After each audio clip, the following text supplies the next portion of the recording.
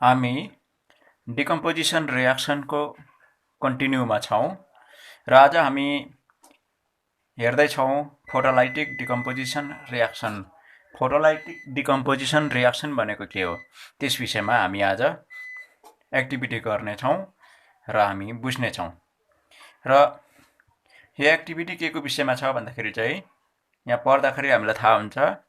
Take about 2 gram of silver chloride in a china dish. What is its color? And place this china dish in a sunlight for some time. Observe the color of the silver chloride after some time. यो तपाईको अगाडि एक्टिभिटीमा बताए अनुसार यहाँनिर यो China dish भयो। China डिशमा जे लिएको छ 2 ग्राम जस्तो अलिकति चाइना डिश छ। यो व्हाइट कलरको सिल्भर क्लोराइड छ। त्यो लिएर चाहिँ सनमा आफ्टर सम टाइम केही समयको लागि सनमा राखिन्छ। यो भेरी सिम्पल एक्टिभिटी हो, एकदमै सिम्पल, धेरै सजिलो, केही पनि छैन यहाँ। खाली हामीले के गर्नु छ, यो सिल्भर क्लोराइडलाई हामीले सनमा राख्नु मात्रै, त्यति मात्रै हो, एकदमै सजिलो। तर त्योभन्दा अगाडि चाहिँ हामीले सिल्भर क्लोराइडको कलरलाई चाहिँ विचार गर्नुपर्छ। कस्तो खालको कलर छ त्यो कलर पहिला विचार गरौँ। अनि घाममा राखेपछि है, हामीले सनलाइटमा राखेपछि त्यसको पछाडि कलर कस्तो हुन्छ त्यो मात्रै आज हामी याद गर्नेछौँ। र अब एकर्डिङ टु द स्टडी हामी यहाँनिर यो डायग्राम मात्रै हो। यसो गर्दाखेरि हाम्रो अब्जर्भेसन के हुन्छ भन्दाखेरि चाहिँ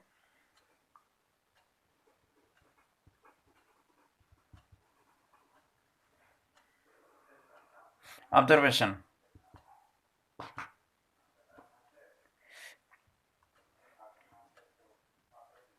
white color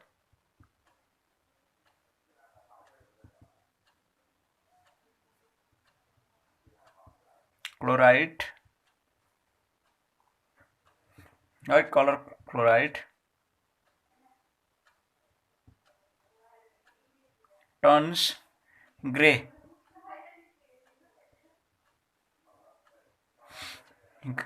यो सेतो कलरको जुन चाहिँ यहाँनिर तपाईले देख्नुहुँदैछ, सेतो कलरको सिल्भर क्लोराइड ग्रेमा चेन्ज हुन्छ।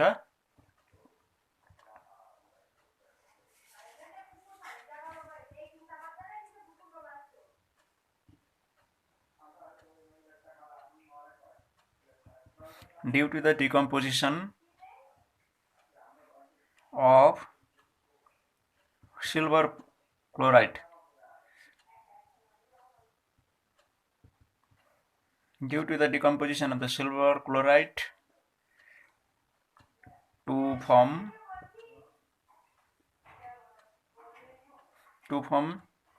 silver metal.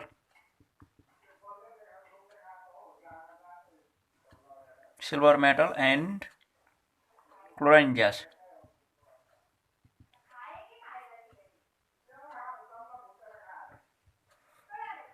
Using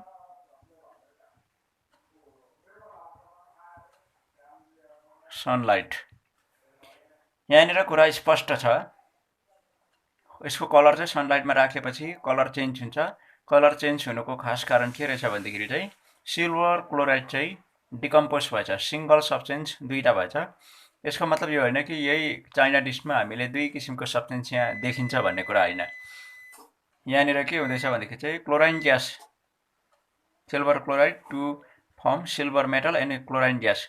chlorine gas चाहिँ के हुन्छ भने ग्यास चाहिँ अब उडेर गइसकेको हुन्छ। त्यसो हुँदाखेरि यो ग्रे कलरको जे पनि यो चाइना डिशमा रहन्छ त्यो चाहिँ सिल्भर मेटल हो। बुझ्नुभयो है, सिल्भर मेटल हो। अब यसको हामी रियाक्सन पनि लेखिहालौँ। यसको रियाक्सन कस्तो हुन्छ भन्दाखेरि चाहिँ सिल्भर क्लोराइड, सिल्भरको सिम्बल एजी हुन्छ, क्लोराइडको Cl। भ्यालेन्सी बराबरी हुनुको कारणले सिल्भर क्लोराइड। हामीले यो सनलाइट युज गरेको रियाक्सन भएको कारणले गर्दा यसलाई हामीले सनलाइट लेखेर हामी रियाक्सन मेन्सन गर्छौं।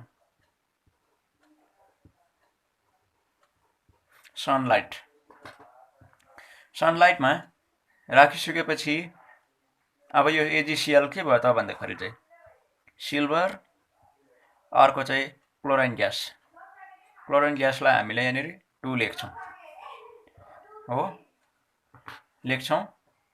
यो के हो भन्दाखेरि चाहिँ यो चाहिँ ग्यास सलिड हो, यो पनि सलिड हो, अनि यो चाहिँ ग्यास हो।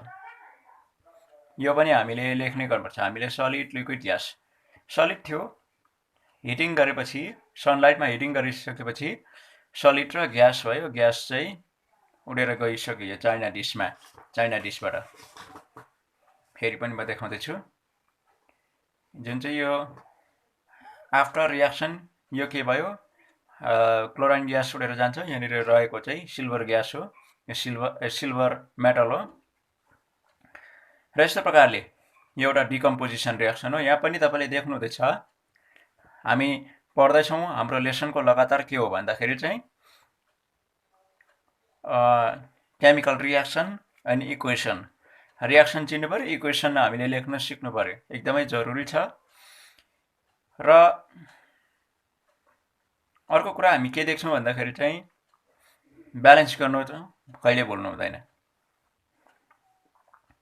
यहाँनिर सिल्भर, एटम अफ सिल्भर एउटा मात्रै छ, यहाँ पनि एउटा मात्रै छ।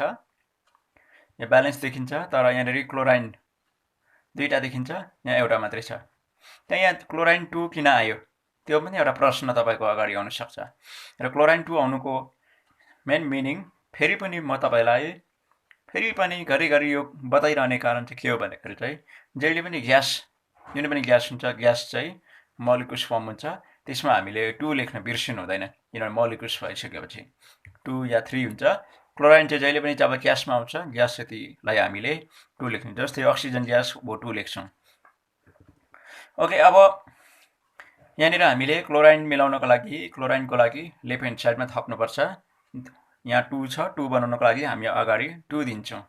त्यसो हुँदाखेरि सिल्भर पनि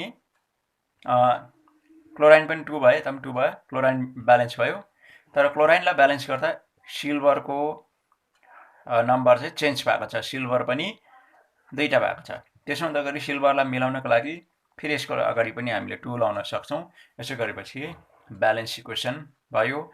र यो पनि के हो, एउटा डिकम्पोजिसन रियाक्सन हो।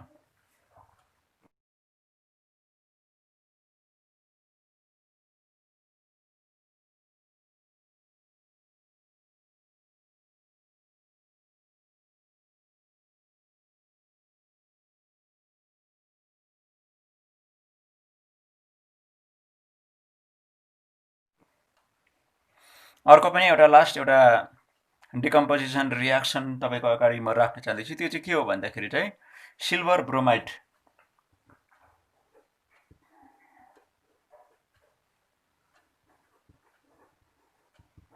सिल्भर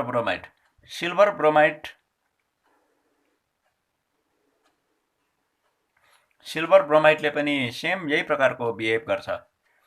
यसलाई पनि डिकम्पोज गर्नु पर्दाखेरि सिल्भर ब्रोमाइड भनेको AgBr, यिनीहरूको भ्यालेन्सी पनि 1 हुनुको कारणले गर्दा AgBr लेखिन्छ। जब यसलाई पनि हामीले सनलाइटमा राख्छौँ,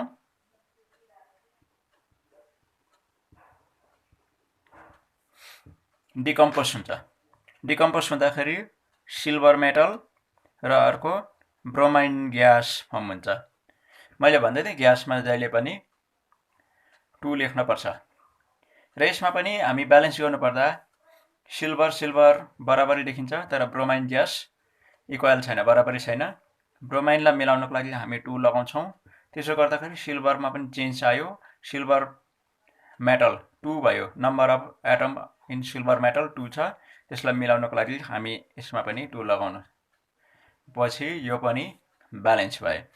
यसो हुँदाखेरि यो एउटा न्यू सब्स्टेन्स, यो solid,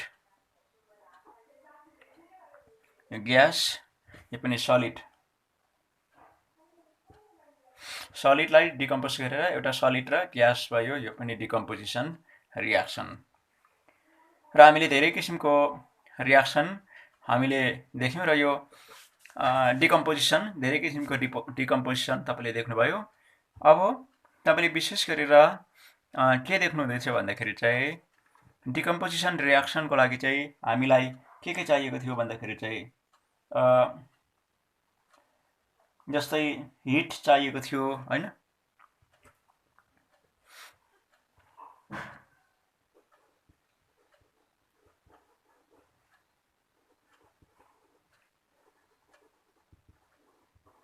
Energy required to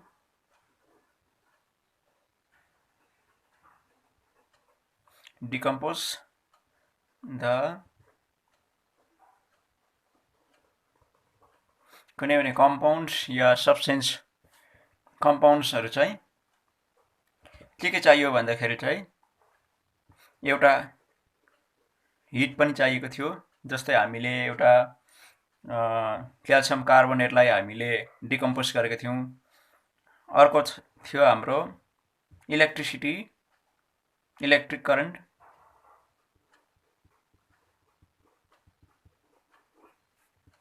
electricity, अर्को चाहिँ सनलाइट।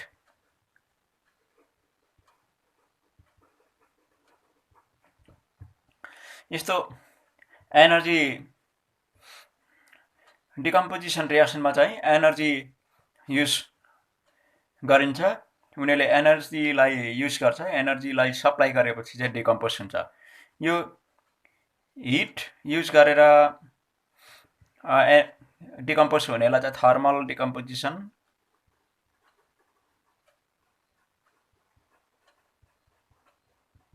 यो थर्मल डिकम्पोजिसन, थर्मलको टेम्परेचरमा डिकम्पोज हुने।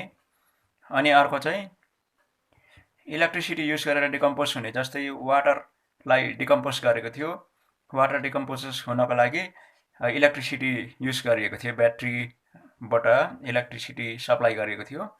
यसलाई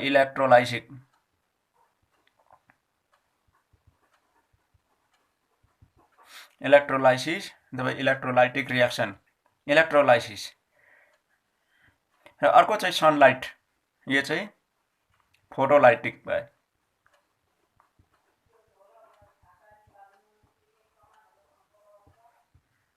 रियाक्सन र यो सबै कुनै पनि प्रकारको एनर्जी होस्, जब एनर्जीलाई युज गरेर एनर्जीलाई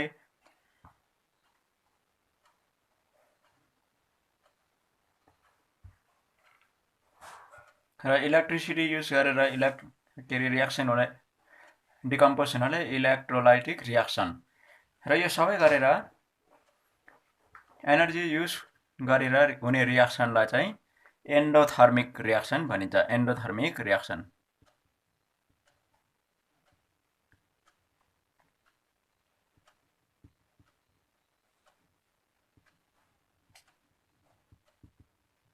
एन्डोथर्मिक रियाक्सन। यसको डेफिनेसन भन्नुपर्दाखेरि the reaction that uses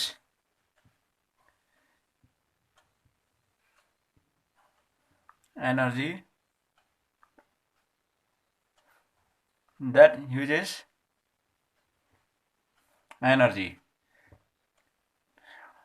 reaction जुन चाहिँ रियाक्सनले चाहिँ एनर्जीलाई युज गर्छ, एनर्जीलाई अब्जर्भ गर्छ, युजेस एनर्जी अथवा एनर्जी एब्जर्भ गर्छ।